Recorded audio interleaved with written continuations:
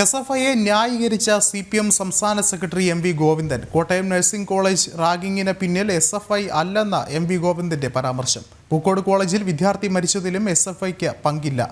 പ്രതിപക്ഷ നേതാവ് ഉൾപ്പെടെ SFIയെ കടന്നാക്രമിക്കുന്നുവെന്നും പ്രതികരണം.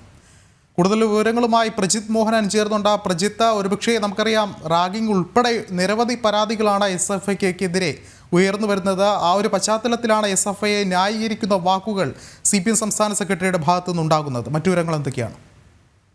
കഴിഞ്ഞ കുറെ കാലമായി സംസ്ഥാനത്ത് നടക്കുന്ന ഇത്തരത്തിലുള്ള പല പ്രശ്നങ്ങളുടെയും ഒരു വശത്ത് SFI ഉണ്ടായിരിക്കും എന്നുള്ളത് യാഥാർത്ഥ്യമാണ്. ക്യാമ്പസുകളിലെ SFI യൂണിറ്റിന്റെയൊക്കെ ചുമതലയുള്ളവരോ പ്രവർത്തകരായിട്ടുള്ള പലരും ഇത്തരം കേസുകളിൽ പെടുകയും അവർ പ്രതികളാകുന്ന സാഹചര്യവും ഉണ്ടായിട്ടുണ്ട്.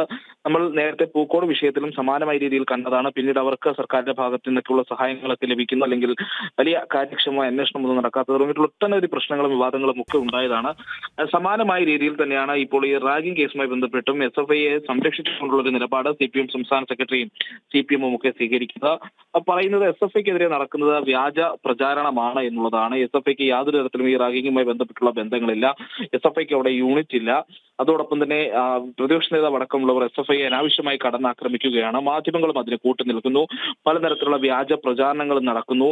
നേരത്തെ ഈ സിദ്ധാർത്ഥന്റെ മരണവുമായി ബന്ധപ്പെട്ട സമാന രീതിയിൽ മാധ്യമങ്ങൾ വ്യാജ പ്രചരണങ്ങളൊക്കെ നടത്തി. അവിടെ വലിയ ഗൂഢാലോചനകളും പ്രശ്നങ്ങളും ഒക്കെ നടന്നു എന്ന് പലരെയും കൊണ്ട് ചാനൽ മൈക്കുകൾക്ക് മുന്നിലൊക്കെ പറയിപ്പിക്കുന്ന സാഹചര്യം ഉണ്ടായി എന്നതടക്കമുള്ള വിമർശനങ്ങൾ വന്നു. എന്നാൽ പിന്നീട് അത് CBI വന്നപ്പോഴേക്കും അതെല്ലാം വ്യക്തമാകുന്ന സാഹചര്യമുണ്ടായി. മാധ്യമങ്ങൾ SFIയോട് മാപ്പ് ചോദിക്കേണ്ട സാഹചര്യമാണ് നിലവിലുള്ളത് എന്നും CPM സംസ്ഥാന സെക്രട്ടറി പറഞ്ഞു വെക്കുന്നുണ്ട്. അങ്ങനെ പൂർണ്ണമായും ഈ വരുന്ന റാഗിംഗ് കേസുമായി ബന്ധപ്പെട്ടുള്ള വിവാദങ്ങളിലും വിമർശനങ്ങളിലും ഒക്കെ SFIയെ പൊതിഞ്ഞു പിടിക്കുന്ന ഒരു നിലപാട് അത് കഴിഞ്ഞ കുറച്ചു കാലങ്ങളായി സ്വീകരിക്കുന്നത് നിലപാട് തന്നെ CPM സംസ്ഥാന സെക്രട്ടറി ആവർത്തിക്കുകയാണ്. വിഷ്ണു.